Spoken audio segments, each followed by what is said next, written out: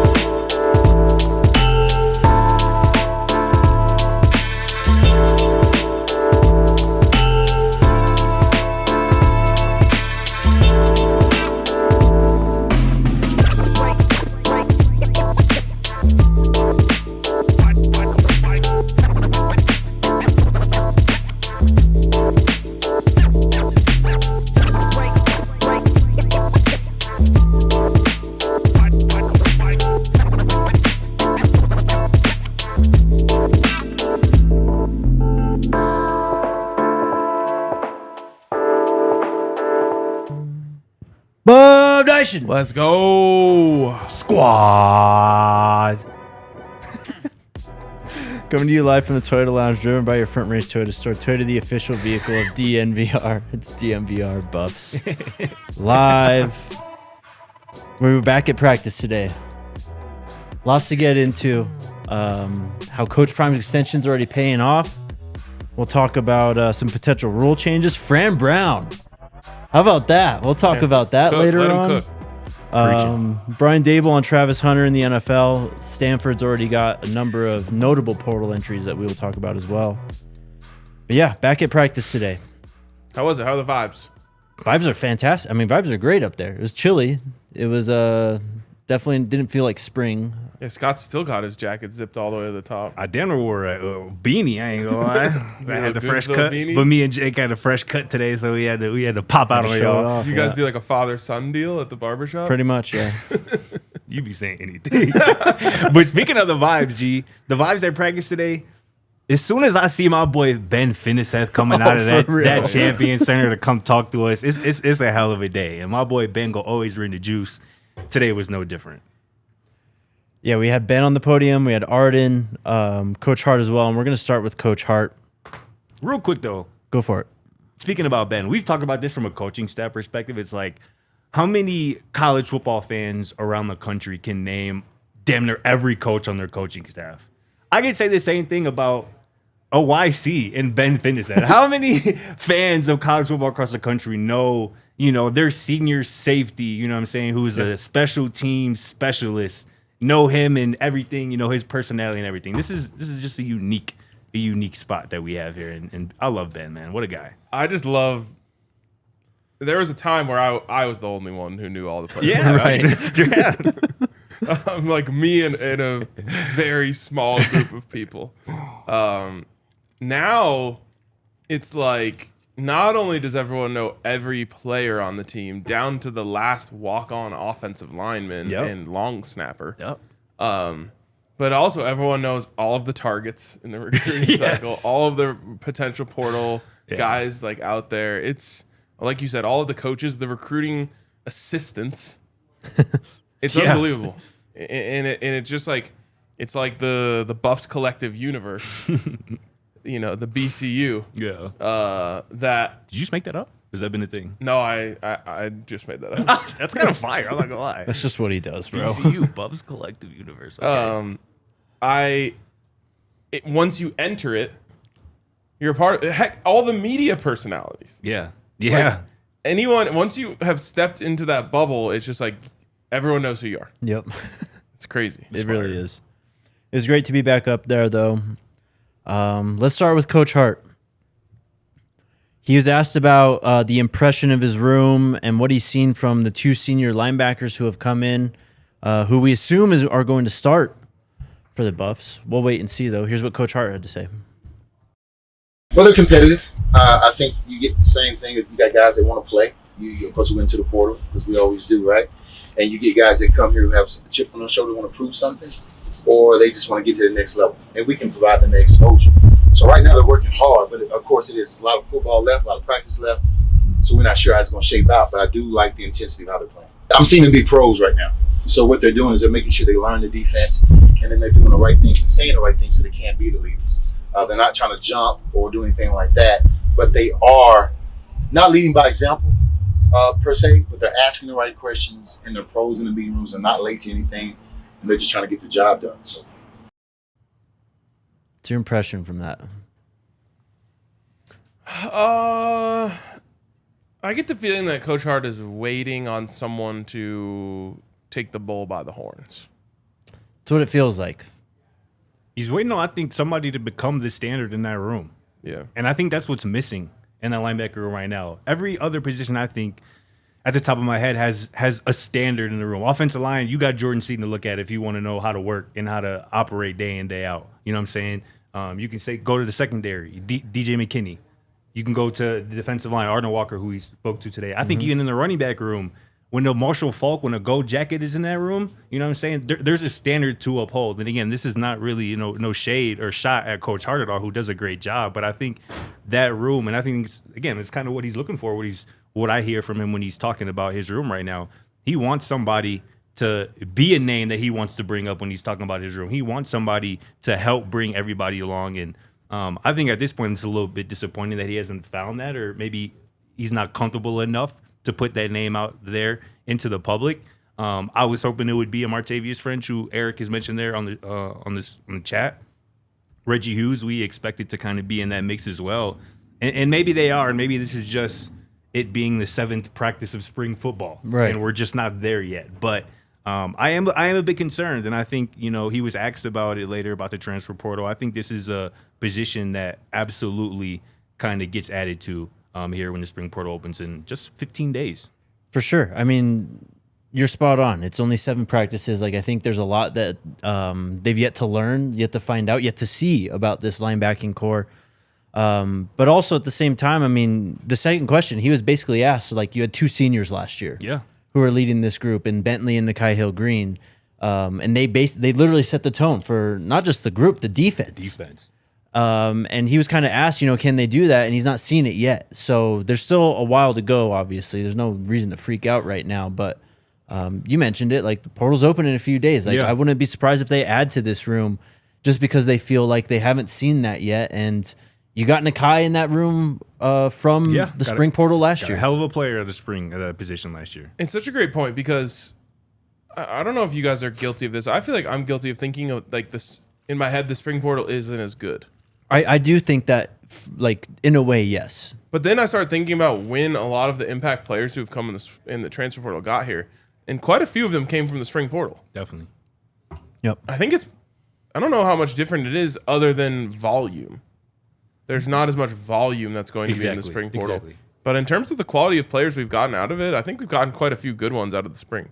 No, I agree. I think it's just like there's a connotation around it too. Like, it's after spring football. Like, there's not as much time to really, like, integrate into, like, you got to really hit the ground running. If you transfer after spring football and you're just basically walking into fall camp, like, this team's already been working for 6+ months together, just doing off-season workouts through spring football, workouts by themselves, like, on the field and all that. Like, you are technically behind the 8 ball if you enter the portal in the spring. And I think there's just natural skepticism of a player who is still in the portal, in the spring. Because you get to wondering, like, why are you still in the portal? Why hasn't the school come and scooped you up yet? But that's just how it goes sometimes. Sometimes players just want to take their full allotment of time to make, that life-changing decision. Or sometimes, like, there be a double answer, like we saw with Mateer last year. Comes in, Colorado in the winter, and he's back out of Colorado in the spring and ends up at Arizona State. So there are going to be opportunities to add to this room, and I'm not giving up on this room, to begin with either. And we didn't mention Jeremiah Brown, and who I assume will play a role in that room as well. Yep. But it's going to be interesting to watch, and I definitely had a perched eye when I was listening to Coach Hart speak today. One thing about Coach Hart, though, is he's not going to blow smoke.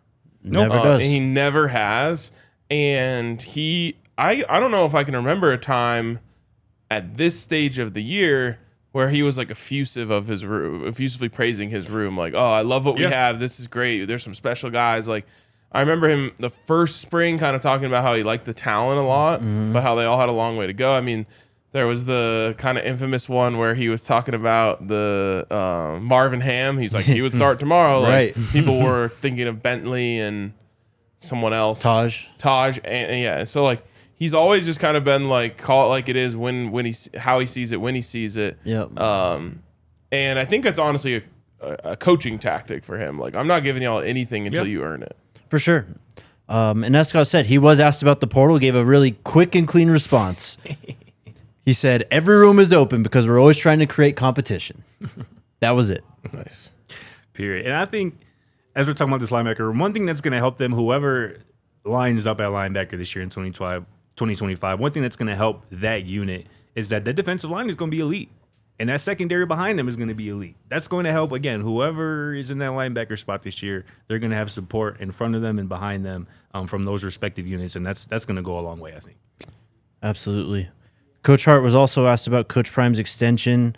I think you asked this, actually, right? What'd you ask?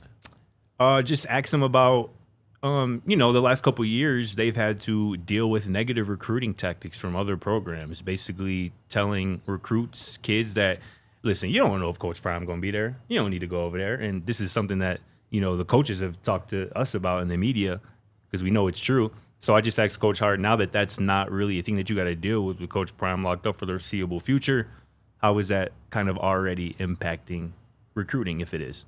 And this is what Coach Hart had to say. Well, it's already been helping.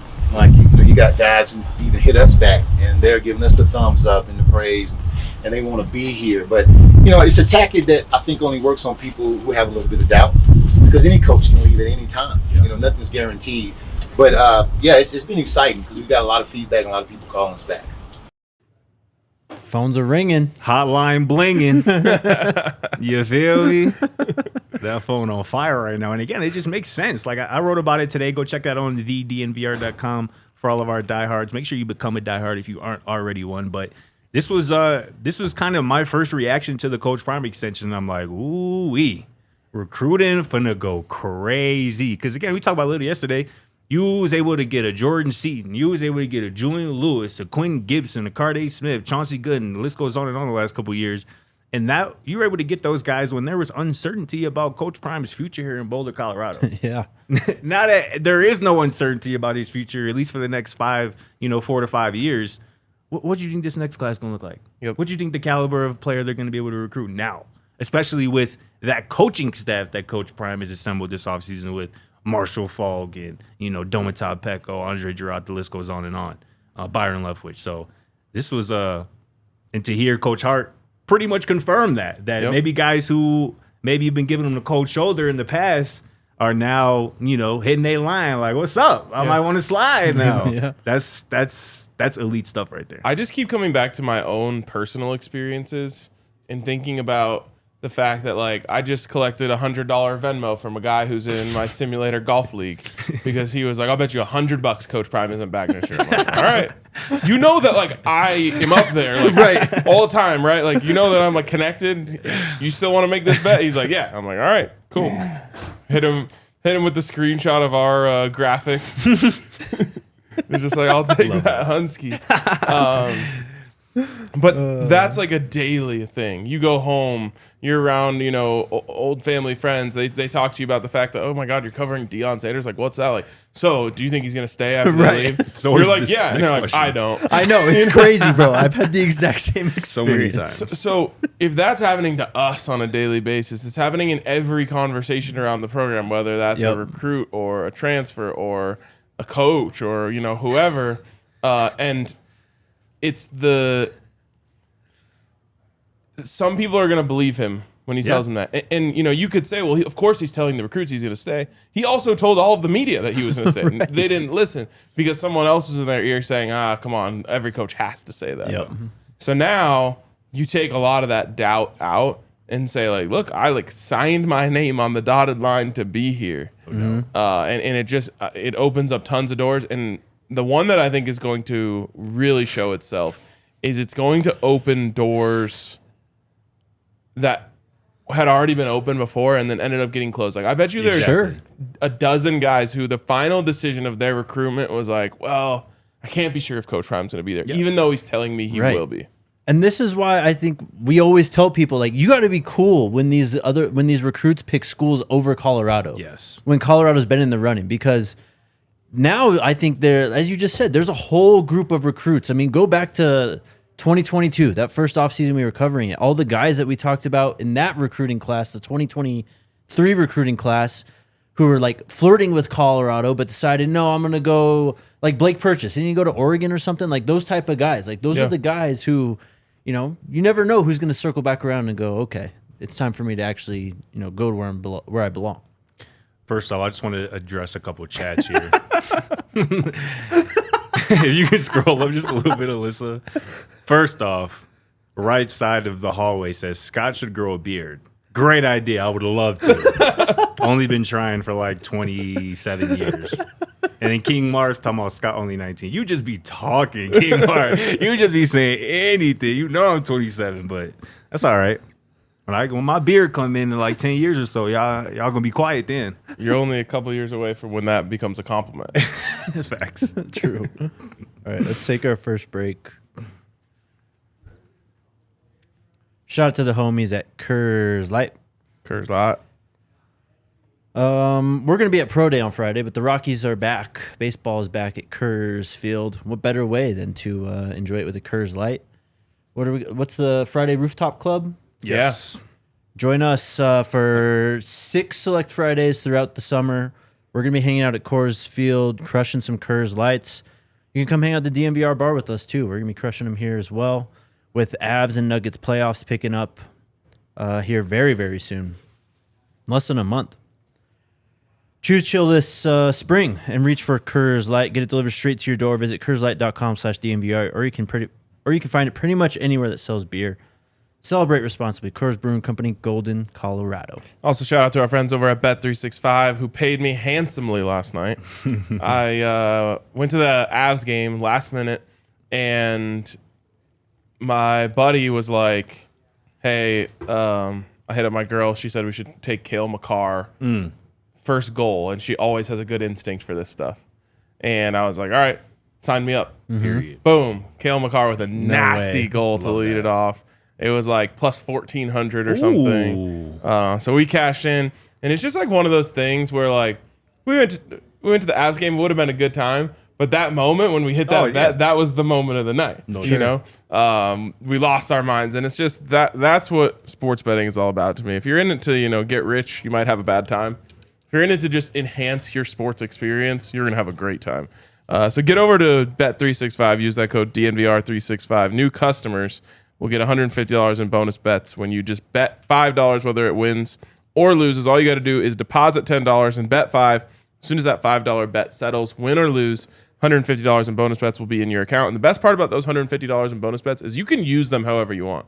It's not like 6 $25 free bets. It's like you could put $1 here, $140 here, however you want to use it on, you can. So get over to Bet365. Of course, you must be 21 or older and physically located in Colorado. Please gamble responsibly. If you or someone you know has a gambling problem, wants help, call or text 1-800-GAMBLER.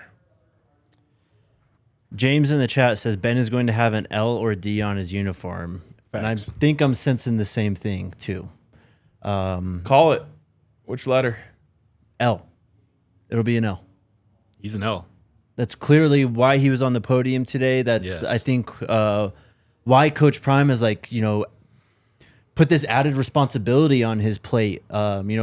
Really setting the bar high for Ben. He's saying Ben would start right now, right? And I think Ben, he talked about that today. We'll get into it here in a second, but I think he's trying to really push Ben, show him that you can be a leader for this team. If you just, believe in yourself and do the work, like people are going to follow you. So no doubt. Here's Ben Finneseth talking about his new role for the 2025 season.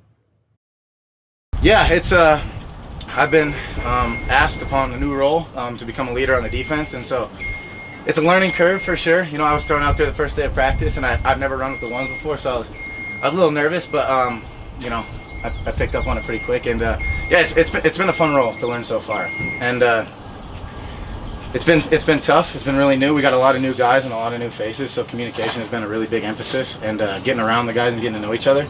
But it's been a good learning curve for all of us, and we're getting a lot better, so it's been super cool. Ben's the best. He is. And I just think back to when he was sitting here on set with us And we had like a really open and honest dialogue, and he talked about how 2 years ago, like he looked himself in the mirror and said, "I'm not a good teammate. Yep. And I'm not a good man right now." And he wanted to do a lot of things to make changes to rectify that. And it's so obvious and apparent that he has done those things and he's made those changes, and he's happier and having a lot more fun, it feels like, out on the football field, and becoming a leader of the football team, which is pretty darn cool. And this is a great part of college football, is just like the senior year success story. It's one of my favorite things, where it's just like this guy came in and he was he kind of just around for a while, and by the time he made it to his last year, he was an impact player on the football team. And maybe that's just all 4 special teams units for Ben. Maybe that is actually making some plays on the defensive side. It's certainly going to be playing a leader, playing the role of a leader for this team. And so I love it. I just love that. It's a great college football arc. I agree, man. I think one of the best traits any human being can have, I think, is self-awareness. And I think that's something Ben very obviously has. And I think I realized it in the conversation that we had with him when he was right here, the one you just alluded to, when he told us that he realized he just wasn't a good teammate. And that takes a level of self-awareness that a large part of the population just doesn't have, right? Especially at that age. Especially at that age. A lot of people, kids really, at that age would be like, damn, I'm not playing. These coaches hate me. Yeah, It's on that. I'm leaving, right? Instead, Ben was like, let me look in this mirror, figure out what areas I need to improve in. And it starts with leadership. And he's done that. And once the leadership comes, you can be seen in a different light, potentially as a starter, maybe in that secondary. That's how it starts.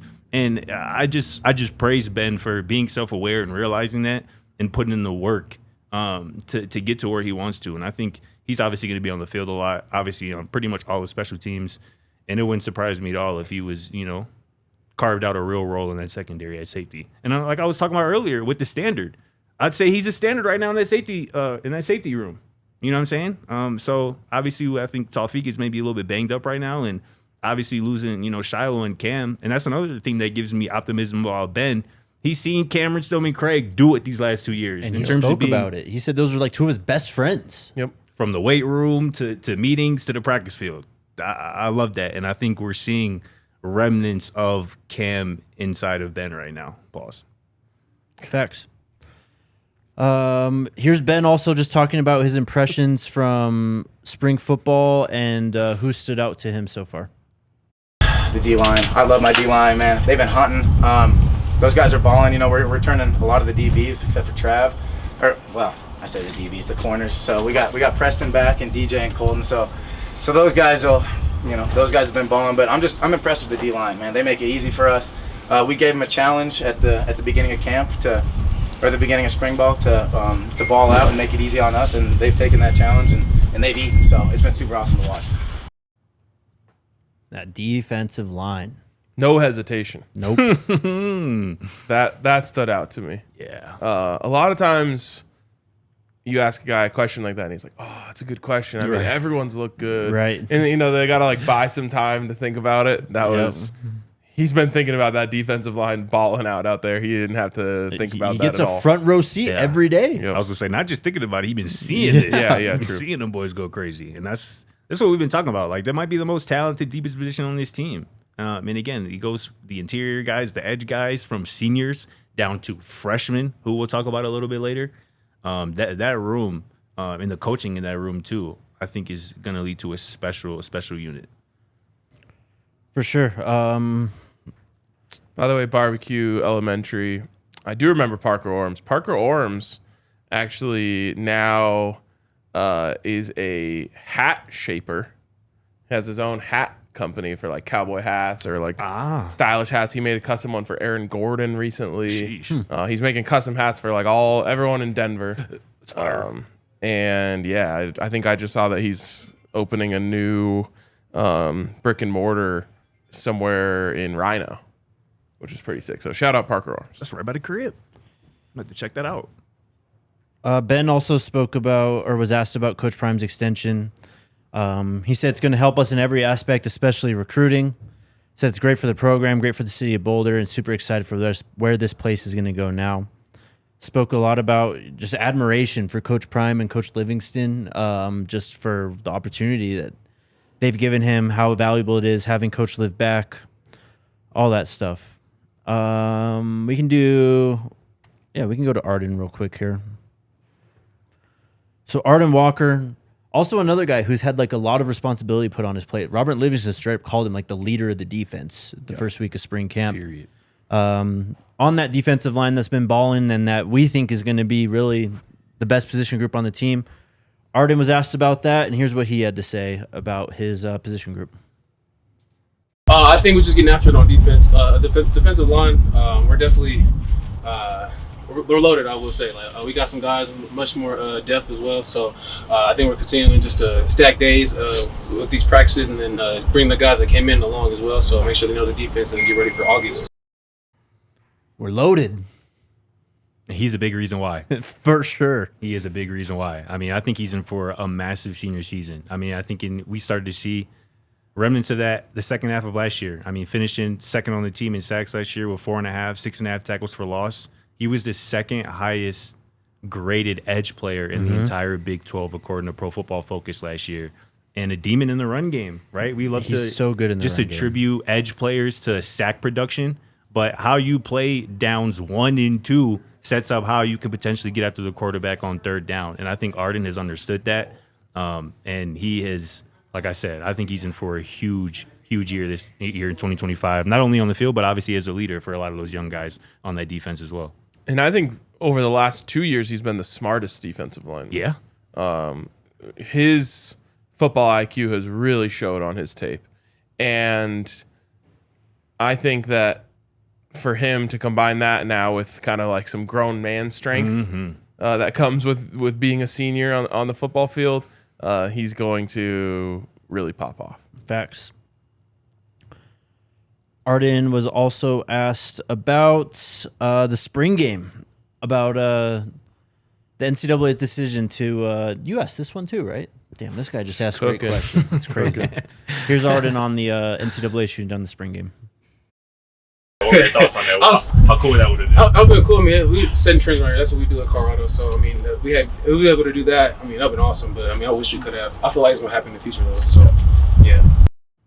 Only 7 seconds, but he calls Colorado a trendsetter, and he's right. It is going to happen at some point. I wouldn't be surprised if it's as soon as next year we start seeing this. I'll take it a step further. Colorado isn't a trendsetter; they are the trendsetter. Facts. I can't think of another program in college football right now that is consistently doing that. Always doing something differently that everyone ends up copying and usually getting the credit for. Yep. What was it last year? The Kurt Signetti style of roster building. Ah, yes, of course. That one never And leaves now my how head. Bill gets credit for it now. Bill Belichick's been bringing the NFL to, yeah, of course. And didn't at least, and I might be imagining this, so correct me if I'm wrong, but didn't at least like one other program start doing the social media handles on the back of the jerseys yes. too? You have. Yeah. And Colorado and Coach Prime were clown for that when they started doing Constantly. That's why I have the Bucky tweet bookmarked that just says, sounds genius when someone outside of Colorado does it. So true, though. Last one from Arden. His Scotty was chomping at the bit to ask this one. His guys, right? Facts. What'd you ask? I had to ask him what he's seen from them young bulls in his edge room. Alexander McPherson, London Merritt, and my boy Arden lit up. Check this out. He did. What are your first impressions of two of them young bulls in your edge room, Alexander and London? It'll be ready. I promise you, it'll be ready. I mean, I'm not sure giving any bulletin board material, but they coming along for sure. They've been learning fast, which I mean, I appreciate that for sure. I feel like as a freshman, that's something I was preached to, and I think I've been telling them the same thing. So they've been trying to figure it out because they want to play, and I think they're hungry as well. So I really appreciate that they love the game. Do you ever have somebody ever ask you like, have you ever tried that restaurant? And they like, what? Have I tried it? Yeah, that's what that was when I asked Arden about the 2E. What? Facts. Yes, them boys are going to be ready. No like doubt. how you said, listen, I'm not trying to put no bulletin board material out there. I'm not trying to gas their head up. But from what I'm seeing, these boys are going to be ready. And this is just another confirmation of what I've seen and what I've heard about these two individuals, Alexander McPherson and London Merritt. They're going to be impactful as true freshmen this year in 2025. And down the line, it's going to be scary. I think those are, London in particular, I think those are future NFL players. Yep. That was awesome. Yeah. And Shout out again, Arden. you want to talk about legacy. It crosses through years and years and years. And, you think about just the standard that we've talked about all offseason, like then Arden and his room passed that along to those guys. Yep.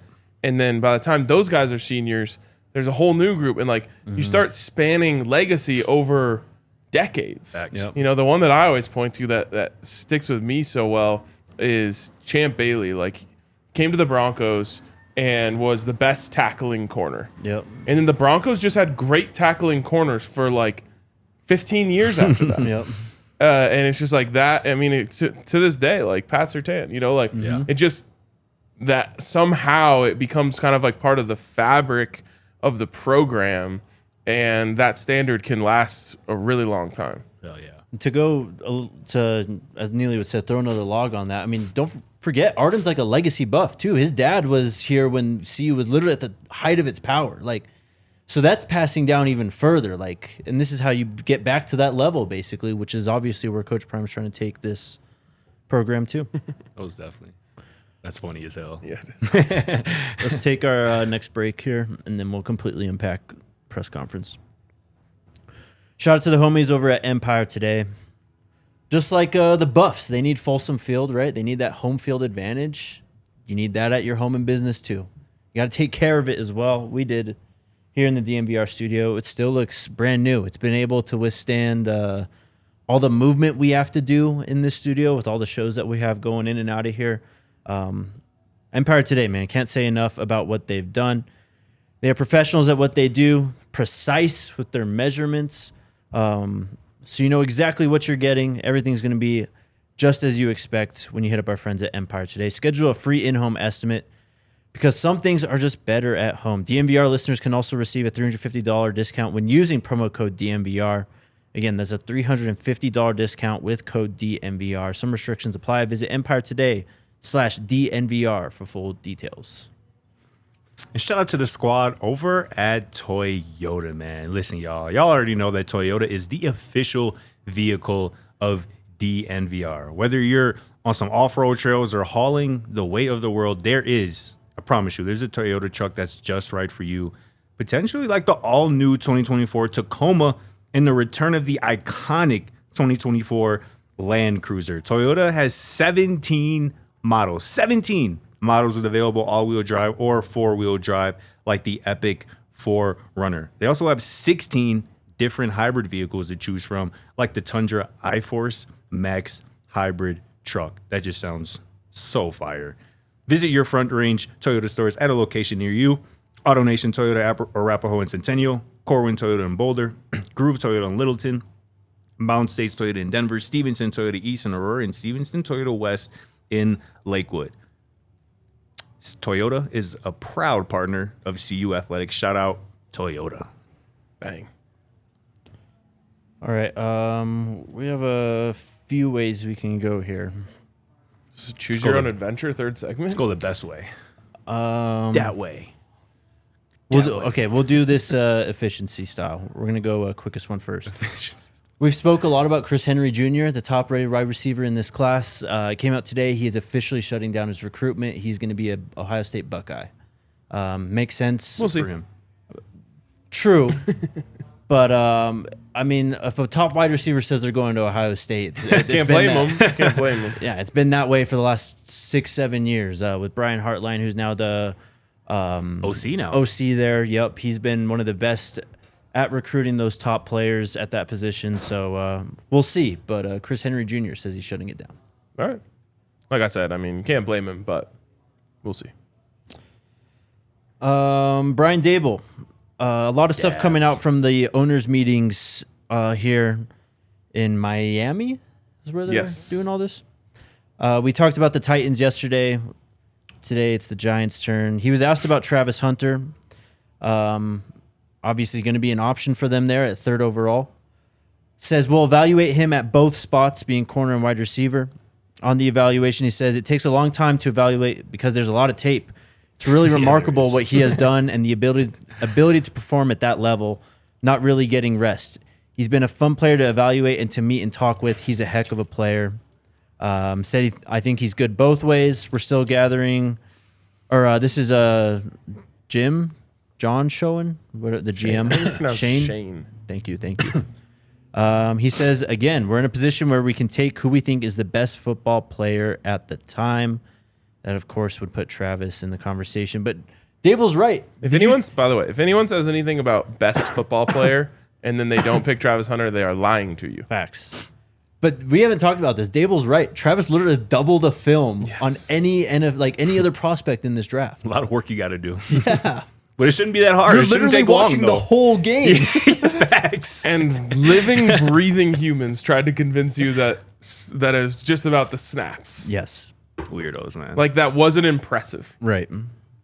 I do think that Travis ends up with the Giants, though. I think that's what it ends up being, and I think that they prepared for that with obviously the signings of Jameis and Russ. They wanted to make sure that whoever it is between one of those guys, we got a veteran guy who can throw the football deep down the field to make sure that Malik Neighbors and Travis Hunter don't get pissed off throughout the course of a game. You know what I'm saying? Because that was something that I was worried about. That was something that I would worry about if Travis went at Cleveland, if, they just decided to roll with Kenny Pickett or, try to trade for Kirk Cousins. I'd be worried about that. I'd worry about Travis Hunter, kind of getting checked out at a certain point because he is used to getting that ball thrown at him, and he makes special things happen. And again, I think the Giants would be a good spot. And again, I think part of the reason that they made those 2 odd quarterback additions was because just in case they can add Travis Hunter to this roster.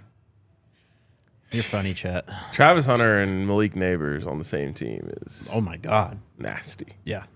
And it's like, again, I just think of Jameis, bro.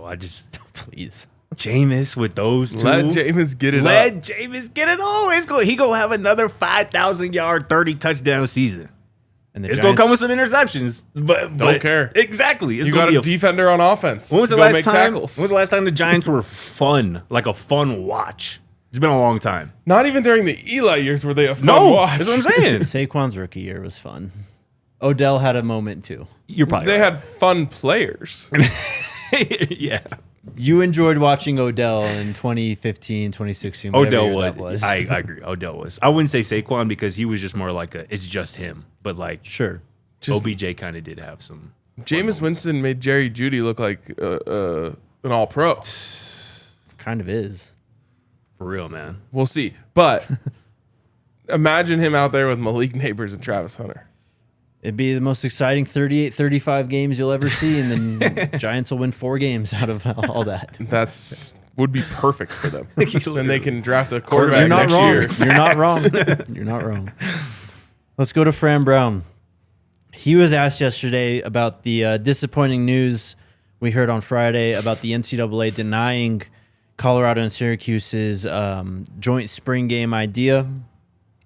And we'll talk about it. What do you guys think about this, though? Coach Fran Brown says, we should have just told Coach Belichick and Bill O'Brien to come up with it. You know damn well they weren't about to allow Coach Prime and Fran Brown to be the first 2 guys to do it over their dead bodies.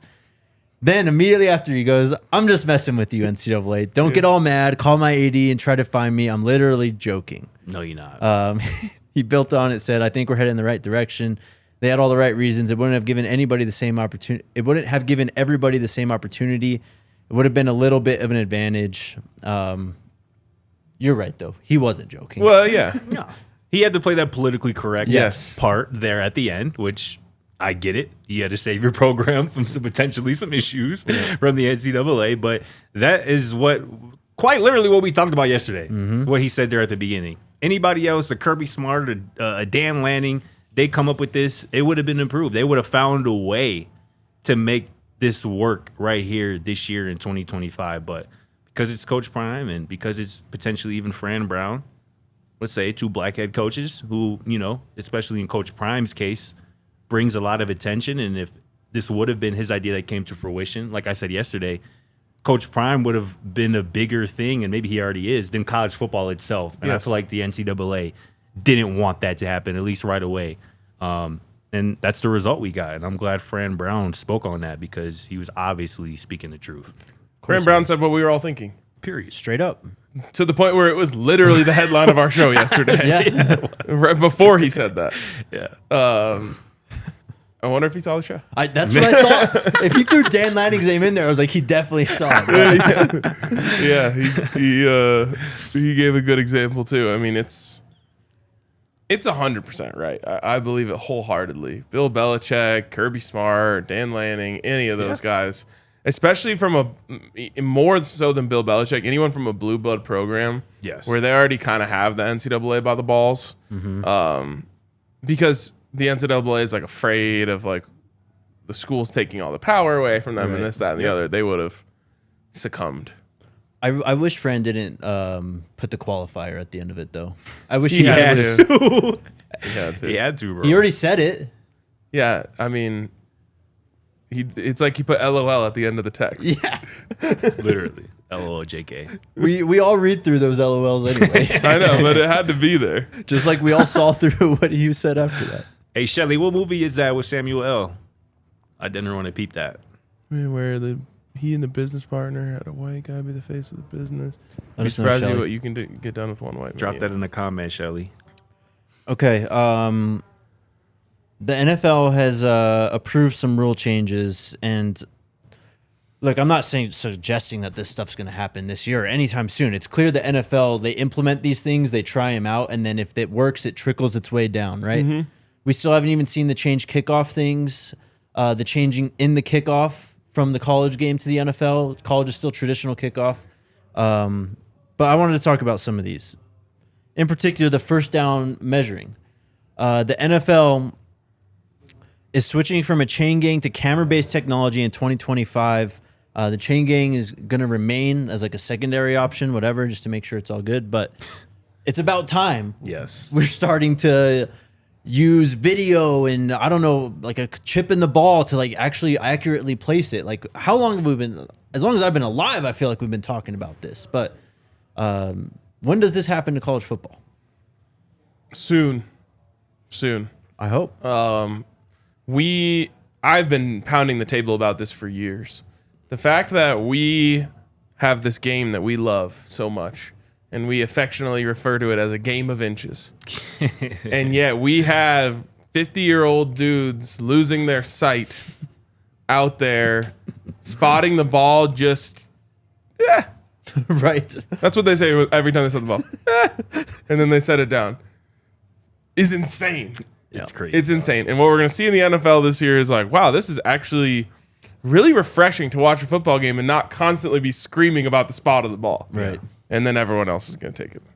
Well, not everyone else, just college football. Sure. It's crazy to think about how many games were won or lost because of a spot, It's unreal. you know?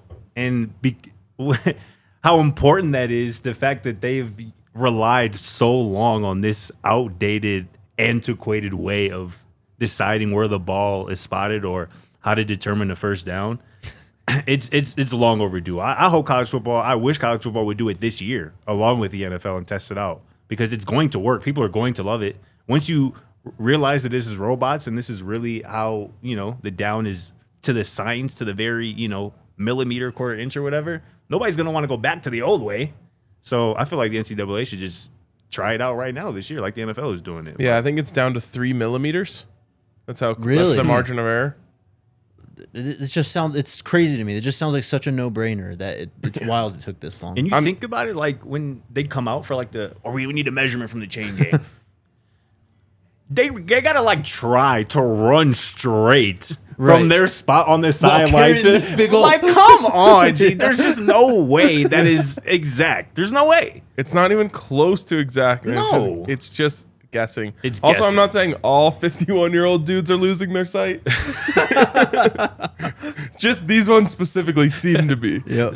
You're gonna get painted as an ageist. Well, and then, 50 is probably on the young side for some of these Yeah. guys. Sure. Again, I kind of already mentioned it. We haven't seen the changes in the kickoff. Do you think this happens in college football soon? The NFL is voting.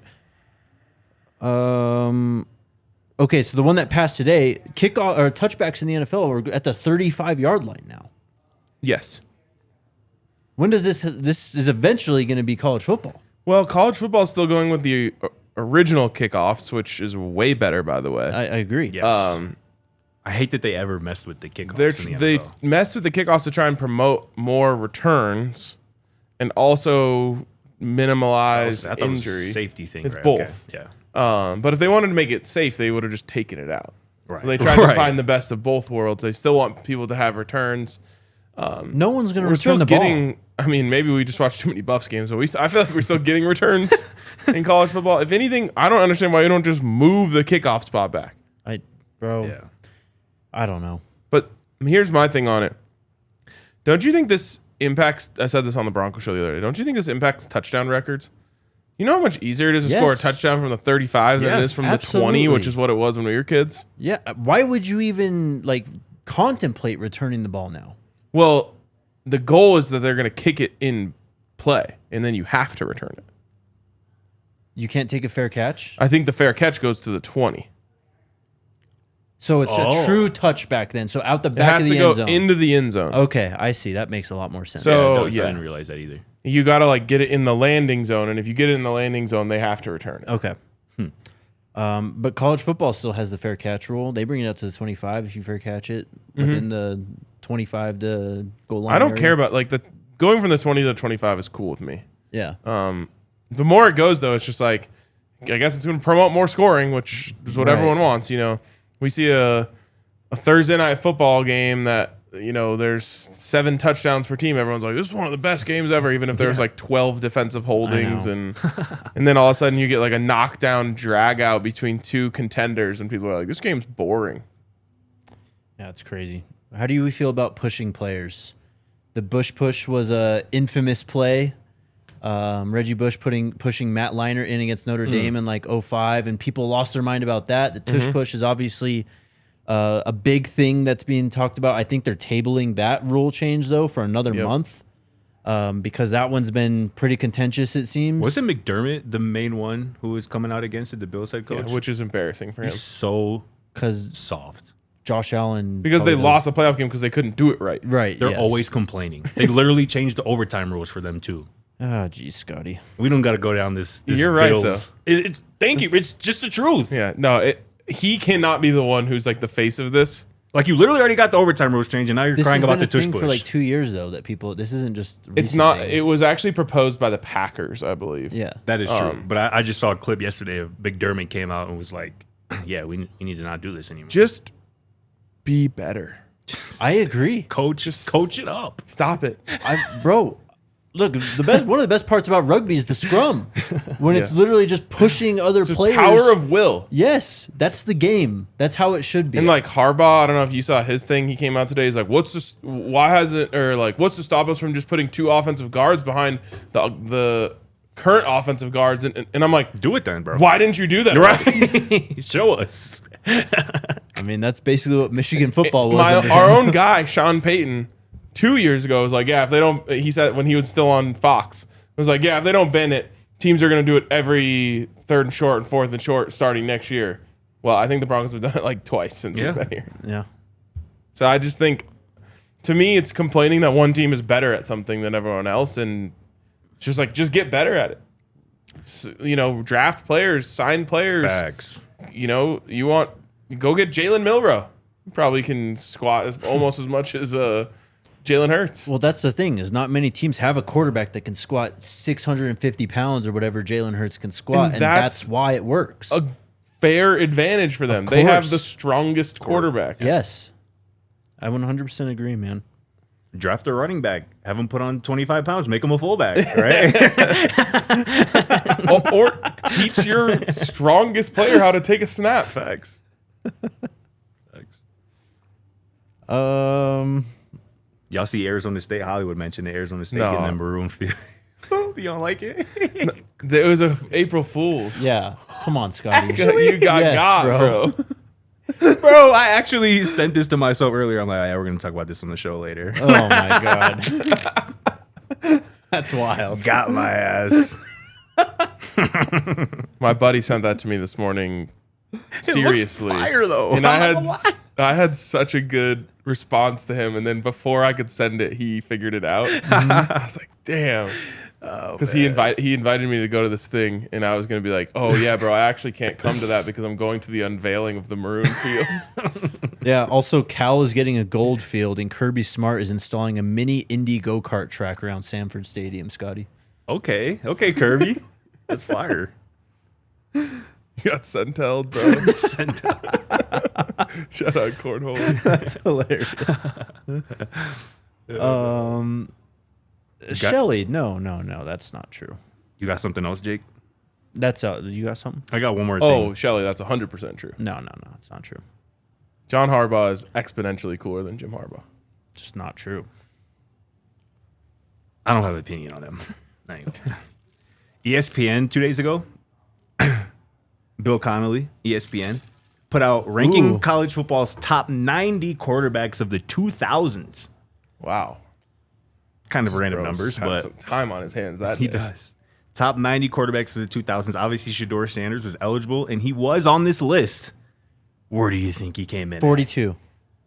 63. What if I told that you guys were way too high? 89. Close. Barely makes the list. Close. 90. 84. Okay. It's disrespectful. Who's number one? Don't tell me. Is it Tim Tebow? Johnny. I hope it's Johnny. It should be Johnny. Wait, okay, so it's Bill Connolly. Is he doing this? Wait, hold on. Hold on. Is he doing this like analytically? Like, how did he base this? I got you. Hold on. He did this. Do you not have a faster way of scrolling?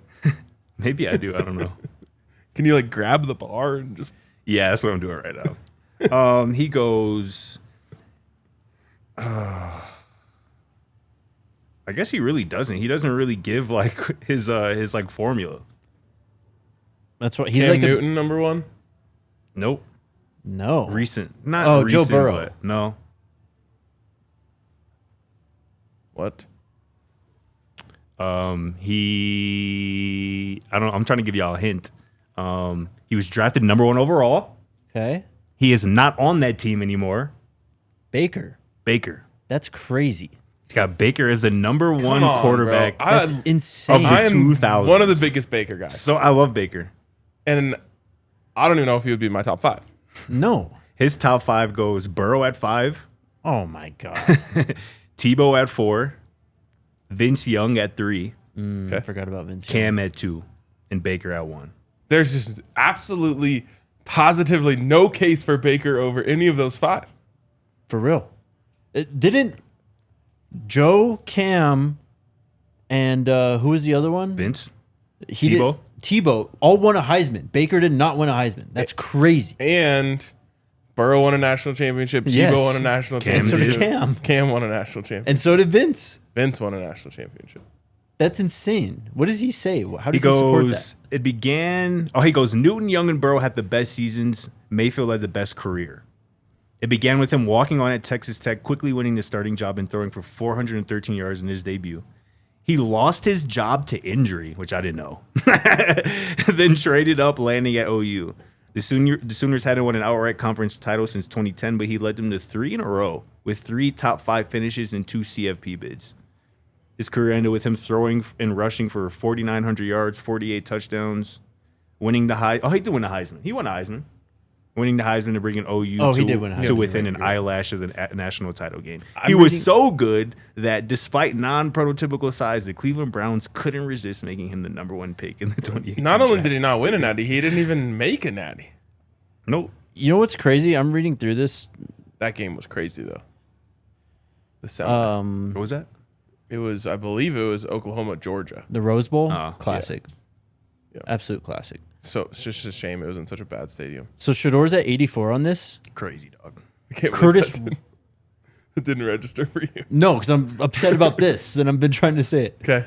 Curtis Rourke, Indiana quarterback, Oh, give me a is ranked 81. stop, bro. Delete the list. Yeah, what are the worst? Control Alt Delete. Who are Sorry. the worst 81. quarterbacks ahead of Shedeur? AJ McCarron's ahead of him. Brad Smith, who went into the NFL as a wide receivers ahead Brad of him. Smith was sick, though. Kevin Cobb. I have a funny Brad Smith story. It's not appropriate for the air. Zach Wilson. He had a better career than Shedeur, you think? Kenny Pickett. Kenny Pickett. Gee, come on, bro. They got Navy quarterback Keenan Reynolds at 61. He was also really sick. I remember him. He was dope. He's a great runner. It's hard. How do you even... I mean, we already knew that this was... Kyle Trask, bro. We got an Iowa quarterback who threw 30 touchdowns on this list ahead of him. We already knew this list was ass based off of who got number one. They got Cam Ward at 53. Wow. Colorado coach Byron Leftwich checks in at 49. Nice. Sorry, what was the joke, though? What did I miss? I said it was the Oklahoma-Georgia was a great game. It's just unfortunate it was at such a bad stadium. Oh, my God, bro. That was at the Rose Bowl? Yes. I don't hate the Rose Bowl. Yes, you do. I hate the Rose Bowl. The stadium, the bowl game, great. Stadium, ass. Where y'all think he had? Setting, also great. It's the most picturesque game in college football. Yep. Just go sit in like row 54. Tell me about what your experience was like. You're like a mile away from the field. Where y'all think they got Bo Nix at? Top 10. 29. Top 10? Was that an actual guess? I mean, yeah. It seems like he's going off volume for a lot of these guys. Bo Nix. Okay. Like, you got to be... This is the most unserious list of all time. Dylan Gabriel's number 24. I just was going to say that. It's crazy. He's the thumbnail of the article, too. That makes me sick. He is one spot below Caleb. Bro. Dylan... He's got Johnny Manziel at 13. That's criminally low. He Yes, should it is. absolutely be in the top 10 at worst. Johnny Manziel is over Baker. Yes. I'm Yes. upset we even brought this article up, honestly. This Happy is a disservice to college football. Happy to piss y'all off a little bit. The thing is, though, you make one of these lists if it's perfectly correct. There's no engagement. True. It's true. That's crazy. Let's go to the Toyota chat. We are headed to overtime. If you are watching on your television, head on over to thednvr.com. We are going to finish up the show over there.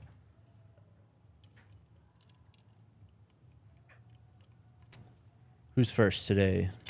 What's up, Chris? He says, y'all going to try and get them Coors Light Air Force Ones? I didn't know those were a thing. I ain't seen them. I would love that. That'd be fire, though. Maybe Coors Light can send them our way. Hook us up. What you think? White base, so maybe a little blue, maybe on the insole with like a red check mark, something like that. Hell Right? yeah. I can see that vision.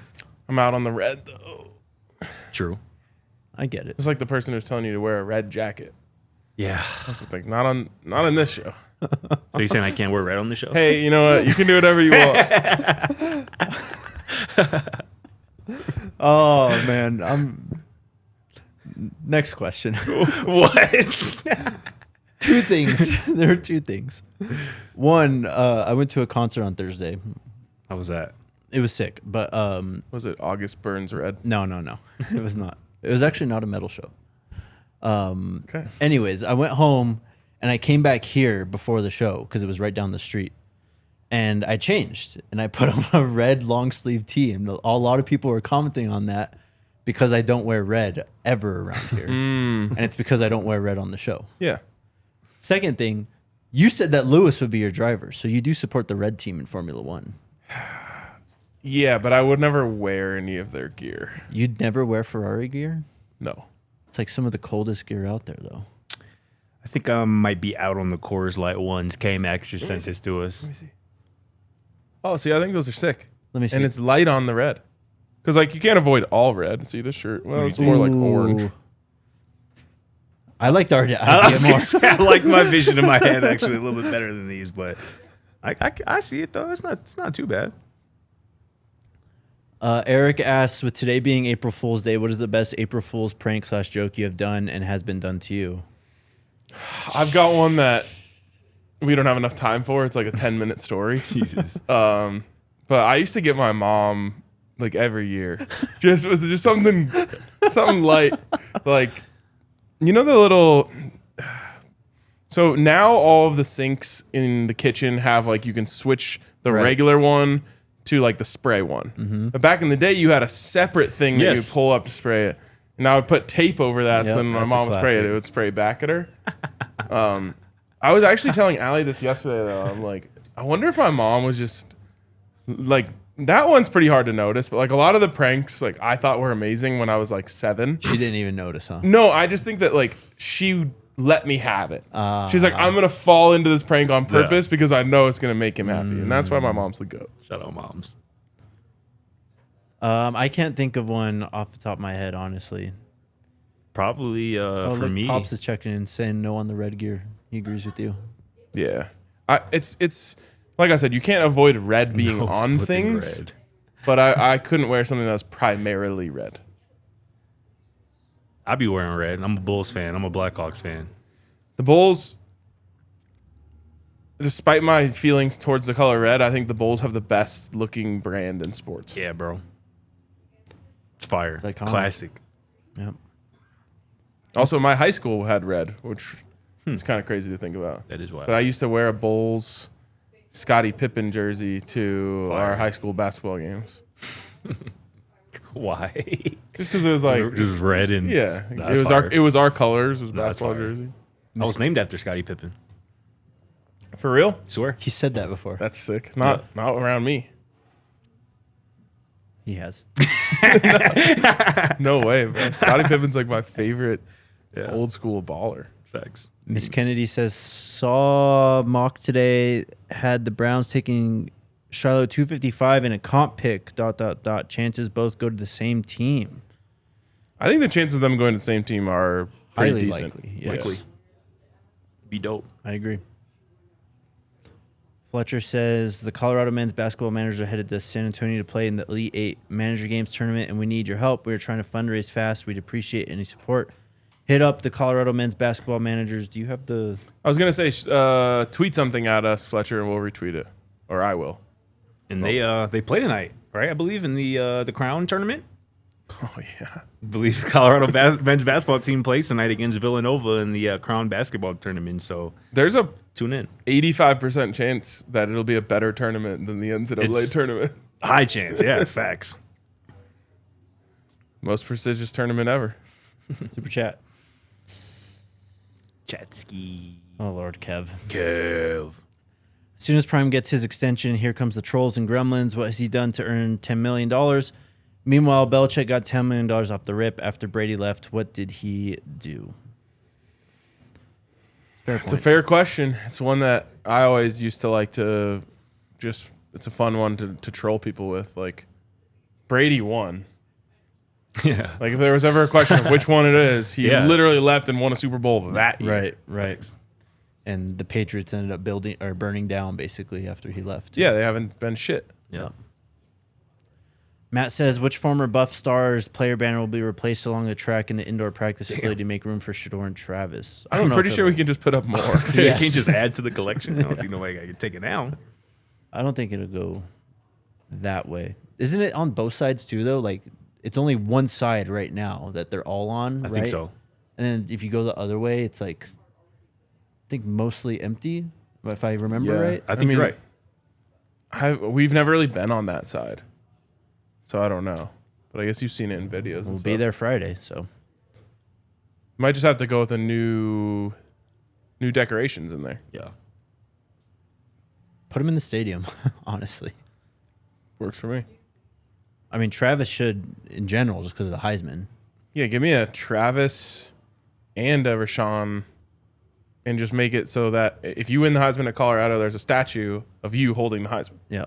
Fire. Which in itself is a statue, kind of. It's like statueception. True. Sure. Anything else? Nah. That's it. We're going to be off tomorrow. We'll be back on Thursday. There's practice. There's no media, though. And then Friday's the big day. Oh, yeah. We'll let you know. Pro day, by the way. That's what I'm calling it. I won't play these silly games. More power to you, bro. You're not rocking with the showcase, bro? It's a pro day. It is. We'll see y'all on Thursday. Let's go Buffs. Let's go Buffs. We all silly like the mayor.